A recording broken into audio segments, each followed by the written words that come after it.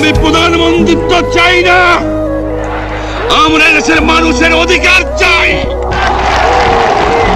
আর যদি একটা গুলি চলে, আর যদি আমার লোকের উপর হত্যা করা হয়, তোমাদের উপর কাছে আমার অনুরোধ রইল, প্রত্যেক ঘরে ঘরে দুর্গ করে তোলো।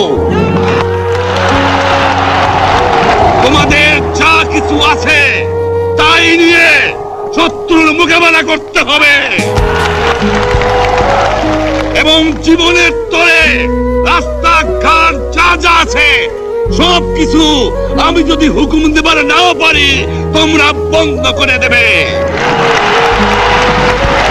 তোমরা আমার ভাই, তোমরা বাড়াকে থাকো, কেউ তোমাদের কিছু বলবে না, কিন্তু আর আমার বুকের পর গুলি চালাবার চেষ্টা করো না, ভালো হবে না। 7 কোটি মানুষকে দাবায় রাখতে পারবো না। আমরা যখন মরতে শিখেছি তখন কেউ আমাদের দবাতে পারবে না। যে পর্যন্ত আমার এই দেশের মুক্তি না হবে, খাজনা ট্যাক্স বন্ধ করে দেওয়া হলো, কেউ দেবে না। তবে অনুরোধ করছি, আপনারা আমাদের ভাই, আপনারা দেশকে একেবারে জাহান্নামে ধ্বংস করে দিয়েন না। জীবনে আর কোনোদিন আপনাদের মুখ দেখা দেখি হবে না। যদিও আমরা শান্তিপূর্ণভাবে আমাদের ফয়সালা করতে পারি, তাহলে অন্তপক্ষে ভাই ভাই হিসেবে বাস করার সম্ভাবনা আছে। সেই জন্য আপনাদের অনুরোধ করছি, আমার এই দেশে আপনারা মিলিটারি শাসন চালাবার চেষ্টা আর করবেন না।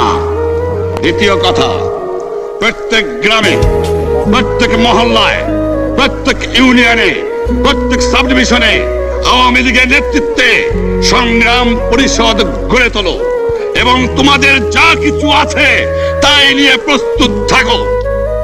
মনে রাখবা, রক্ত যখন দিয়েছি, রক্ত আরো দেব, এই দেশের মানুষকে মুক্ত করে ছাড়বো ইনশাআল্লাহ।